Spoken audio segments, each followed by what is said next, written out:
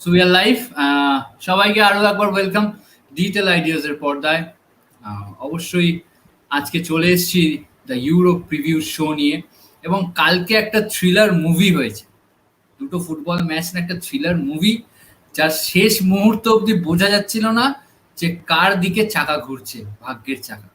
যাই হোক, সেই ম্যাচ নিয়ে তো আলোচনা হবে। আমার সঙ্গে অবশ্যই রয়েছে ফর্মার লিডস ইউনাইটেডের টেকনিক্যাল ডিরেক্টর অ্যান্ডি কুপার, এবং অবশ্যই রয়েছে Indian commentator and football analyst Suman Chakraborty. এবং সুমনদার কাছে আমি যাব, অবশ্যই সুমনদা নিশ্চয়ই প্রশ্ন করবে Andy. Yeah, of course, Andy. Hi. How are you? And how are the things over there in England? Obviously, it's kind of a fever pitch day. You don't get these days very often. I was probably a lot younger than you think when in Euro '96, when we had a similar experience. The bars and the restaurants are preparing. The businesses are planning to shut early. People are trying to get off work and clamber a seat for obviously a 5 o'clock kickoff local time. So sun is shining. I'm based up in the north in Leeds, so it's we're ready for a brilliant day, and what an opportunity for England. So yeah, things are going good, thank you. Yes, and the game would be played over there at Wembley. So I mean, there'll be a festive mood going on around, I believe, and then a great opportunity as well for England to take this rivalry taking forward. Yeah, and I believe 40,000 fans are allowed in tonight, which is an uptake, an increase from previous games, which will obviously add a big atmosphere to the game. Not that it needs much any more hype, and it's more a game based on managing emotions, and England being strong and resolute in the talent and the potential that they've got on delivering over the day on the day.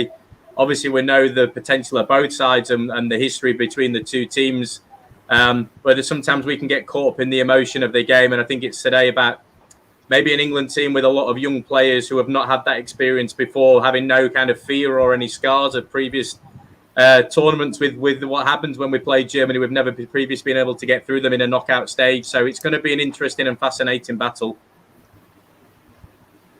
Absolutely. We have a question, yes, from Shayan Mukhopadhyay from Germany. He lives in Germany. Shayan Mukhopadhyay from Germany. He asked that, yes. What is Andy thinking about today's game? Yeah, well, it's two teams that have enjoyed a lot of possession of the ball. They're up there right in the top of the possession stats, so that'll be interesting. Although England have probably created less chances and maybe a little more defensively solid in areas throughout the tournament. Slight injury concerns or doubts over a few players. I know Rudiger, they're potentially out, although you never know with these tactics. That I'm sure they'll make a remarkable recovery for the match day. Gundogan as well. And Gosens, I think, is also potentially a doubt. So that'll be interesting how they handle that. Obviously, England have their own, where they've had Mason Mount and Chilwell in isolation and training separately for a week. So how both teams set up will be interesting. Germany have played that back three. Whether England decide to match them in that area and play with a back three as well, which they've played in previous tournaments and during a campaign, but not played it for a while now, but quite comfortably able to switch to that, maybe even when they're building the attack with Calvin Phillips dropping into a central role and then allowing the centre-back to split and then the full-backs coming on. So they might be able to tweak the system a little bit, because I know, Germany have been a bit vulnerable down them flanks on the outside of the of either centre-halves in both games with Ginter and Rudiger being able to get balls down the side, and they've conceded a couple of goals through there. So, but look, as I said at the start, it's about the occasion and managing the moment. And I think you saw in last night's game, it's not maybe a game for what's written down on paper and tactically how things will line up. It's about minimising the mistakes. It's about the quality that you can bring on the day. And we've always seen in these games that big moments happen, and it's whether, finally balance for both teams, really. But I do think it's probably going to be as close as we've had, closer than we've had in previous games, which is obviously great to see. Well, we'll go to Bhaskar Basak's question, but before that, I mean, I have a question to you. I mean, a rivalry is all about different stories over the years. Joshua Kimmich, who was just 1 year old when Koke saved Gareth Southgate's penalty in the Euro '96 semi-finals. Things should be haunting again at the home of football? Yeah, and I said before regarding players, some people carry baggage from bad moments in tournaments and things, but a lot of these players from both sides have had actually success international youth tournaments and success in club football, Champions League finals. So they've played in big games. So there's a less of a fear about them and less of a scarring of what's happened in the past against Germany. It's a long time ago. Obviously, there's other incidents as well, but I'm talking about being at the home of football at Wembley when these games have happened. Obviously, incident with the goal with Frank Lampard and things. So it's a new set of players. It's a new dynamic to this team, and obviously a German team who, again, you could say have got out that group of death. Obviously, a great performance and a great result against Portugal. And you look at that group of death now with both France and Portugal gone, and who's kind of sprung from it, where it is Germany. So I do think it'll be a fascinating tussle, centering that central midfield areas, and whether England can expose maybe a chance to get in behind the wide centre-backs, 3 centre-backs that Germany are most likely set up with. Maskar's question will be taken now. Don't you think Spain is peaking at the right time? They really played well, though they conceded. France, I think, are outplayed by Switzerland. Switzerland, the team to watch out for. Can we see Jadon Sancho and Foden both in the starting lineup? No chance. Yeah, with regard to Jadon Sancho, it's an interesting one because a lot will be made in the German media with regards to his obviously sensational season he's had, and that actually people at home here in England, if they don't follow German football as much, they won't have seen him progress and some of his performances, and therefore maybe haven't put him as pressure on to start, been knowing that the German players know more about him than probably a lot of England fans do. And I know that in the media and even some of the players have mentioned that they actually are well aware of his talents and well aware in the German media about how much he potentially could be a threat, but he hasn't played so far, hasn't featured, and I don't think even in the first game he was even in the 23-man squad for the match day squad. So it'd be interesting. But like he did it with Sacco, Gareth Southgate's obviously shown that he's not afraid to put people in at the right moment. I remember when he was playing for Arsenal in Europa League and terrorising the fullback, and that was obviously who he was up against, which is a deliberate tactic from the England coaching setup in the last game. So you never know what he has planned. Maybe a spring of surprise, but I do think it's a doubt. With regards to Spain, yeah, potentially. Although, I'm sure when them 2 late goals went in yesterday, it wasn't about peaking at the right time. It was back to the walls and playing again. But they obviously do have a good solid record to fall back on. And it's now interesting that people talked about people peaking not too early in the group stages, about playing your football and getting through and getting your results and keeping people fit. The same was mentioned about France, and look what happened to them when it came to the crunch moment. So it's really coming into a massive part. You look at the games today. The winner of the two games today play against each other in the next round, and I think that'll be massive going into a potential semi-final against the winner of Switzerland-Spain now. Well, I'll be coming back to Rajdeep's question, but before that, I have a question to you. The 3 Lions have an explosive attacking set of players like Harry Kane. We all know how destructive he can be. Players like Jadon Sancho, Jack Grealish, Mason Mount. Players like even Bukayo Saka played well the other day. Players like Rashford, flurry of talents, Phil Foden.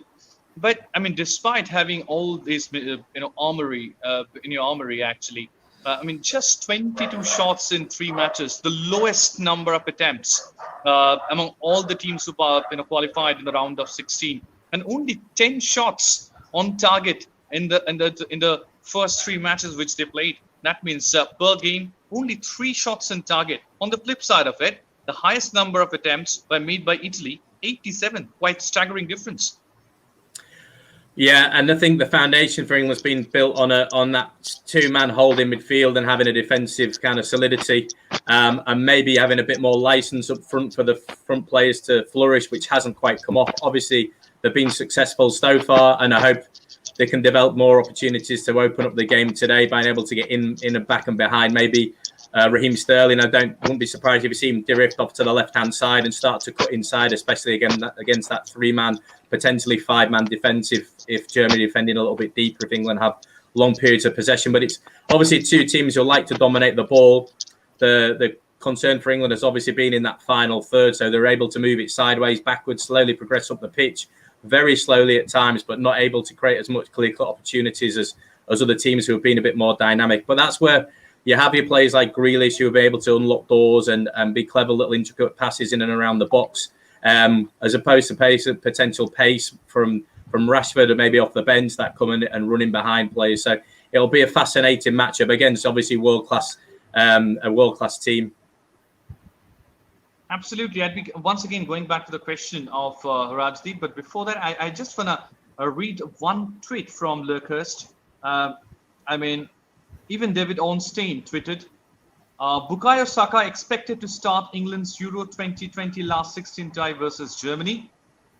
In a final group game and likely to join Bukayo shown his start in final group game and likely to join Sterling behind Keane.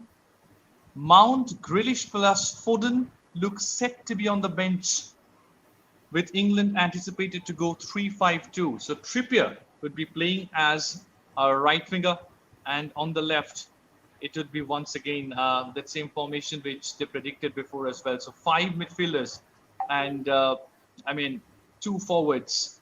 How do you see this?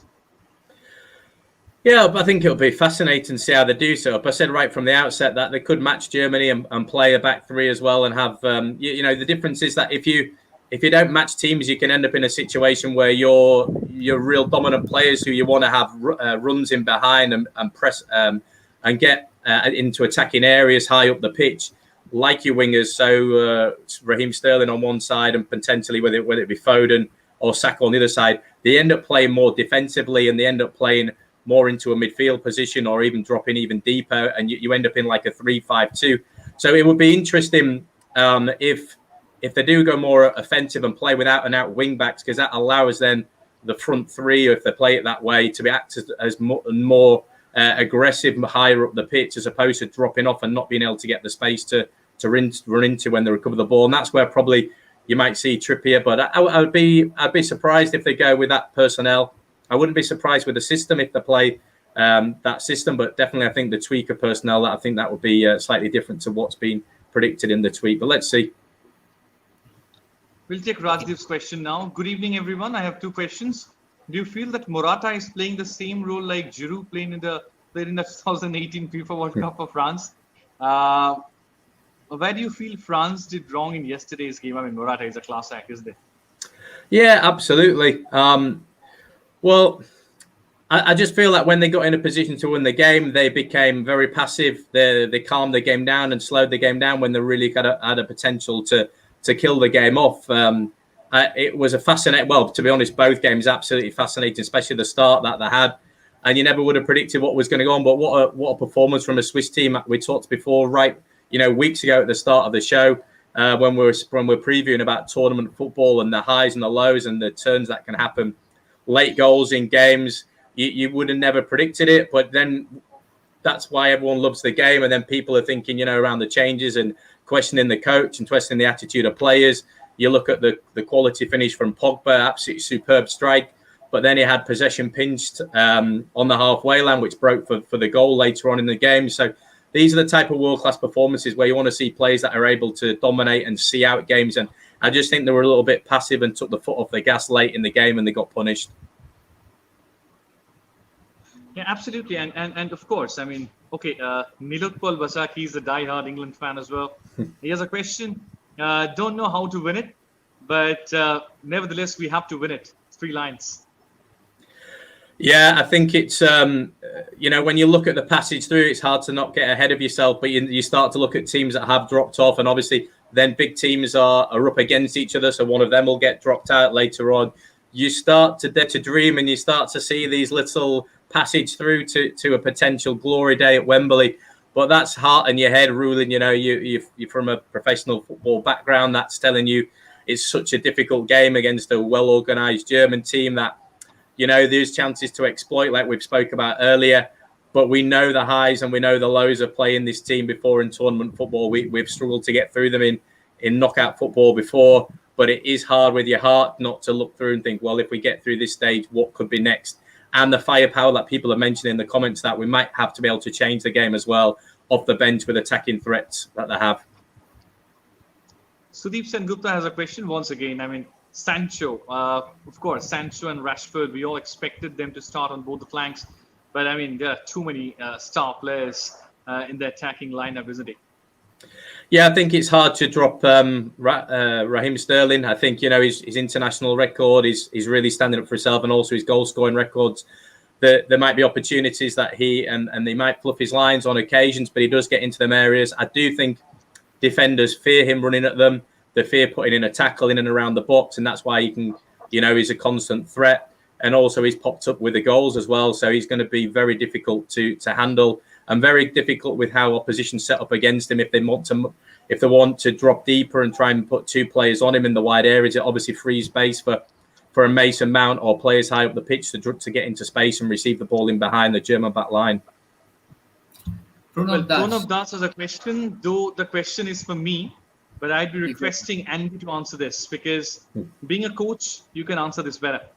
The question is, Sumanda, don't you think that Didier Deschamps was a bit of a failure in terms of the man management because of the issue of Kylian Mbappe?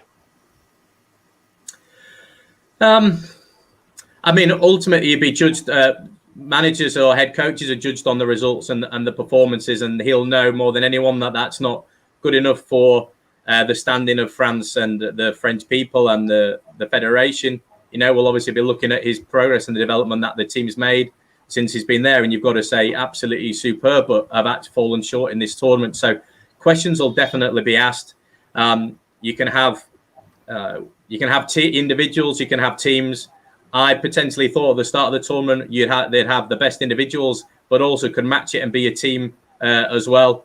But I think even in that penalty, I don't know about yourselves or the viewers, I didn't have the greatest confidence when he was up there. It seemed to be a little bit rushed in the penalty as well. I did thought at the time maybe it looked like it was going to be retaken. I know the referees were trying to maybe wave to say, hold on with your celebrations, but there's no chance you're going to stop a team celebrating. So I thought it was interesting how the kind of the manner of the defeat and the manner of the substitutions and the way, and obviously that'll put question marks on the manager for sure.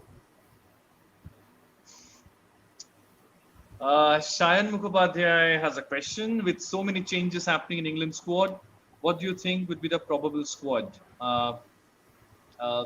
Andy? Yeah, I think it's just that decision's been whether Mason Mount without training in isolation, or with they've had the two players training separate for the whole week, whether he comes back in and gets straight back in the team. That's one question to answer. If that is the case, you could see them going similar to they have done in previous games, and maybe Sacco retains his place. But it wouldn't surprise me if they do switch and play the method that they played before and try and match Germany, play wing backs to stop their wing backs advancing too far forward and allowing I'm supposed to maybe be a little bit impartial, but allowing England's front three to get higher up the pitch and cause a problem against the German back three and go man for man in them areas.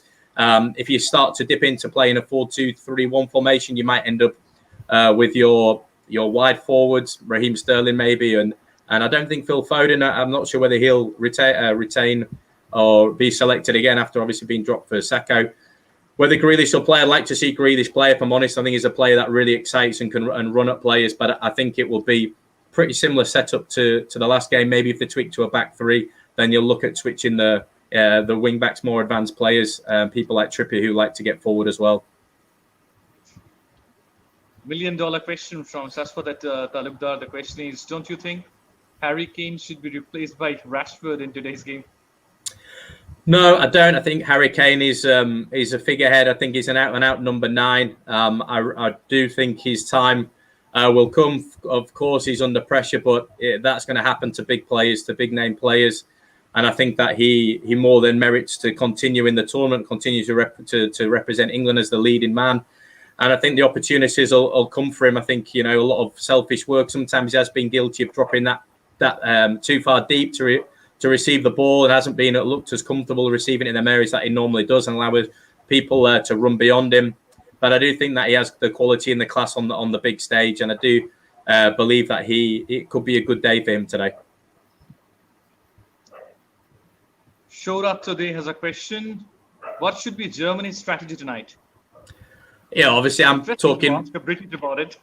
No, I'm coming from obviously a very English perspective and try and be as neutral I can. But they're an absolute superb team, and I can't underestimate how well they've done. And I know we touched on it the last time I was on.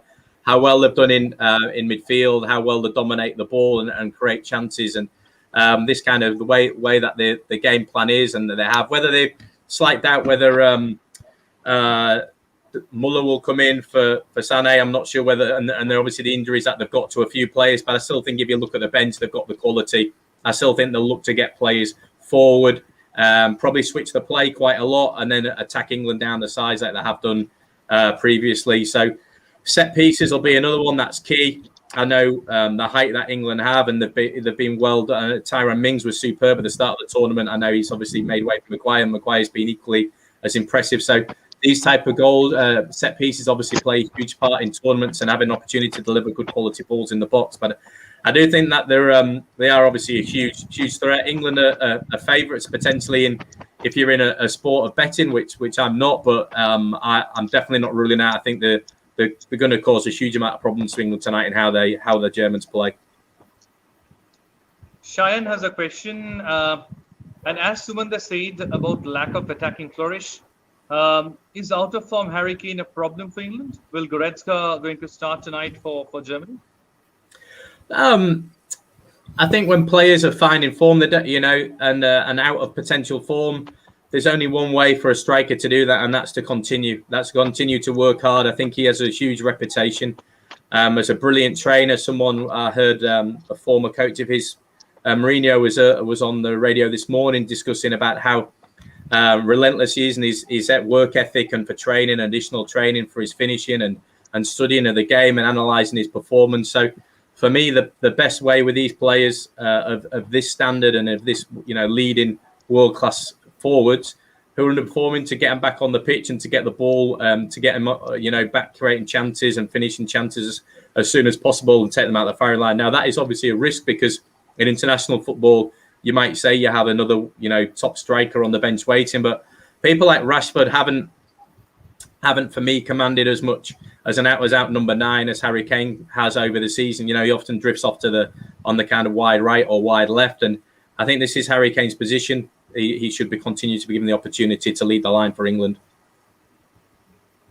How do you think? I'll be taking the question from Shashwata, but how do you think the possibility of Calvert-Lewin to get a place in the first 11? Yeah, he's a good player, isn't he? Really, really good player. And we'll be chomping up the bit. I don't know when he'll get his opportunity, whether they'll change things up tactically during later stages of the game. I think there was probably potentially an opportunity to bring him on in the last game, and even and obviously he came in the group stages. But a really outstanding player who had a great season as well and one to watch. But it's a good problem to have. I think there's been teams of previous generations that haven't had such attacking problems in terms of selection. It's been more that the midfield and the kind of golden generation that's been laboured before, but not so much in these attacking areas. It's been pretty steady stream of talisman throughout, different generations of Shearer, Owen, Rooney and such. So when it comes to Calvert-Lewin, I do think he's knocking on the door, and he is obviously will be in the manager's thoughts, no doubt, but I don't think for a starting place. Let's see. Shashwata's question will be taken. Please talk about Leroy Sané. I think he's going through an out of form on the pitch. Yeah, interesting whether Muller will come back in for him tonight with how they're going to approach it. But yeah, limited minutes obviously so far and limited kind of impact, you'd say. A little bit out of touch. But you could say the same about Harry Kane, and you never know. One opportunity doesn't always have to go in with a beautiful strike like you saw from Pogba. One goal off the backside, off the head, and you're back in business and you're up and running, and the confidence grows again. And I don't think it's a player that England should, take lightly and really be aware of. You've got to take care of. He's still a phenomenal player, maybe slightly out of sorts at the moment, and you only get limited chance to impress in these tournaments. The games are coming thick and fast. I think the winner plays back on Saturday already, so. He'll be wanting to make an impression, and there's no doubt that if he's not firing, he will be probably swiftly replaced by leading players on the bench. At the same time, he asked about Leroy Sané. I would like to ask a question about Manuel Neuer. We all know he's a champion goalkeeper. He has been delivering this German side for ages. But don't you think in the last couple of years, his performance graph has also got dropped a little bit? Yeah, slightly, and 35 is still still relatively moderate for a goalkeeper. You say he still can keep going on, but obviously at the peak of performance that you have to be to play in the top level in one of the top leagues every week, it's going to take its toll. But I do think he's a superb goalkeeper, great delivery as well, and you'll see that from Pickford, able to deliver the ball out to fullbacks, wingbacks, right into space for them to run onto. Critical part of the game now, massive and percentage of the game, the goalkeepers is played with the feet and not the hands. So he has got that ability. Obviously, the dreaded penalty shootout that no England fan wants. He would be an imposing figure to have, and I'm no doubt England have done the homework, and each player will know where Neuer potentially goes for spot kicks, his patterns that he has and trends, and it'll be an interesting matchup. But for me, an absolute phenomenal goalkeeper over a long period. Well, at the same time, I mean, we're going to the prediction, but before that, I'd be just requesting you to discuss about one more matter. We all criticized Gnabry a lot after the first game. We all thought about his sharpness. We questioned his sharpness in front of the goal mouth. We all talked about the importance of bringing Werner on the up front, but then Gnabry showed why he has been chosen ahead of the other players in the first 11. How do you see England's plans to stop Gnabry tonight? Yeah, I think one thing will be stopping it at source, so it's not particularly balls into him or runs. It's where they come from, and that's why they'll have them midfielders to break down play, screen balls in. You see the relentless work. It's more, you can see it live when you're at the game in the stadiums, or the wide angle tactical cameras that a lot of the clubs possess nowadays. A lot of the work's done off the ball to make sure them balls don't get into the areas where it's going to be dangerous. Obviously, if you're setting up in the back for the communication between the two centre backs to be able to deal with any threat coming short or spinning in behind, and staying on your feet and not diving in too early and allow his runners to get beyond, I think it'll be critical for them. But the main thing for the England team is to stop the balls at source. How they've got into them dangerous positions, the runs that are made, the crosses that are coming in for wide areas. And before it's too late, the goals that are scored, one touch finish, which most goals are in this tournament, in the box. Where are they coming from? Where are the German team able to get the ball through? And how can you get in a position where you can stop them balls, but not only stop them, but then have an attacking threat when you win the ball back? And that's where your players like Sterling, who have the pace, Grealish that can run at players, or Foden like they have done, Sacco in the previous game, are then able to turn, when they turn the ball over, able to exploit space left behind. So I think it'll be a fascinating matchup. Well, there'd be a lot of Chelsea players on the pitch tonight, the high possibility. There'd be Timo Werner, there'd be Kai Havertz, there'd be, if Mason Mount plays, Reece James, if he gets an opportunity to play as well. So there are so many players. Ben Chilwell, if he gets an opportunity to play over there as well. So many players who are from Chelsea. Do you think that it would be an advantage from both the teams' perspective to understand the strength and the weaknesses? It certainly helps help break down any fear that they have about playing in a big game against the big opposition, that they know each other's games inside out, they know how they train, they know strengths, they know weaknesses, they can give insight into how they play. But for sure, the manager, the head coach, sets out a game plan based on the opposition, based on his own team's strength. And I think that's ultimately what players have to commit to. They might even be able to help, with the penalty shootouts or things that they've seen in training and domestically. But when it comes to it, it's about winning your own individual battles in your own area, and then connecting with your teammates within your unit and your whole team to be able to, execute the plan that's being provided to the teams that they've been discussing and training recently. And that's where it's difficult when you think of Chilwell to come into a team if he's not managed to meet up and actually train with them till today, or if there's been a walkthrough in this morning. And obviously with Mason Mount as well. But for sure, two top sides going at it. But obviously great for both teams that we're having players that are actually getting quality game time in top leagues in the world. Well, many are predicting about the back three. Who would be the back three for England tonight? So many speculations. What do you think, Andy? Who should be in the back three? Is it Walker, Stones, and Maguire, or Tyrone Mings, Stones, and Maguire? Yeah, I'm potentially not sure they're going to make too many, that they'll change it if they're going to play that back four system. The one opportunity they do have, and obviously it's happened at Leeds and with Calvin Phillips when he's played, is that sometimes when England, when they can build and they're trying to develop an attack, play out from the back, they might actually be able to drop Phillips in deeper and look to play a back three or such, which then would allow the fullbacks to push on and make kind of a 3-5-2 or a 3-4-3 when they have the ball, rather than having it constantly. But then when they lose the ball, they get back into a back four, and they're able to do it that way. So you can kind of two options where to go at it. You can either do it within the game, moments of the game, and a lot of things talked about team, position 3-4-3, 4-3, all these type of things. But it really only matters where the ball is and where your teammates are, where the space is, where the opposition is. That only matters. That team shape only looks similar when the ball's kicked off. As soon as there's a throw in, as soon as there's a free kick, the shape isn't the same, and you'll want players doing different roles. So, the same for the right back might not be the same role for the left back when the ball's on the opposite side. So I could see England going with a back three, and in that case, they might bring the extra centre back in there like Tyrone Mings, and then play more of a flying wing backs as Reece James, or have there could be a number of options actually down that right hand side. And then the left hand side, you looked at, obviously they played Trippier out there at one game, and then they've changed it so you look Shaw, whether they fancy him as a wing back. I do think it will be interesting which way he chooses to go. Well, a quick prediction. I mean, Anirban, all yours. Exactly. We'd like to go for a quick prediction of today's match, and I would like to ask firstly, Andy, that the first match, England versus Germany, what is your prediction? I am going to predict. I can't go anything else. Kind of 2-1 England.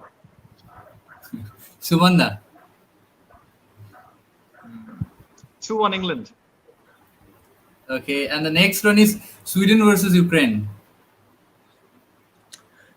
I'm going to go for a Ukraine win. Ukraine win. Sumanda. 2-0. 2-0 for Ukraine. Possibly a narrow victory for Sweden. There is an opposite reaction, and also Shayan predicted something. 2-0 for Yes. Germany. Shayan predicted that. Yeah, he's from Germany itself, so it's understandable. Good man. Yeah, and I mean, the reason why I'm picking Sweden ahead of Ukraine, I firmly believe that Alexander Isak, he's in some outstanding form, and then he's the player for the future for sure. In next 5 years, I'm sure like the top teams of Europe would be jumping to take him on board. One, and the second part is the form of Forsberg. I mean, he is being fantastic. Yeah, absolutely. Forsberg was such an absolute attacking threat on both sides if he comes off the either wing. Obviously, Isak as well has really shone a light on it, on the kind of tournament and what he can do. Also, his personality off the pitch, post-match, pre-match interviews, absolute character. It's been great. I like his reference to not knowing who Gary Lineker was earlier in the tournament, which was brilliant. He's been superb. That Sweden, obviously, happy to concede possession, really low possession stats, but they've created chances. Obviously, rely on being really well coached. I just don't know whether they continue it throughout the tournament. I don't know whether Ukraine can still have got the ability to break them down and be a bit more aggressive, as they showed in the last game. I think it's going to be a quite a tight one. So I'm not surprised that you've gone for Sweden there. I just think really low possession. They concede chances. I don't know whether they're going to have enough to get out their own half and sustain attacks. But it's going to be a really good afternoon or evening, late or early hours for you guys anyway. Yeah, and I mean, honestly, I mean, the leadership in the defense from Victor Lindelof is a kind of a solace for the coach as well, because he has been absolutely brilliant. Yeah, and they need that down. They've been quite rock solid, and they've got that two banks of four, and then they sometimes drop an extra striker in to narrow gaps and be really compact.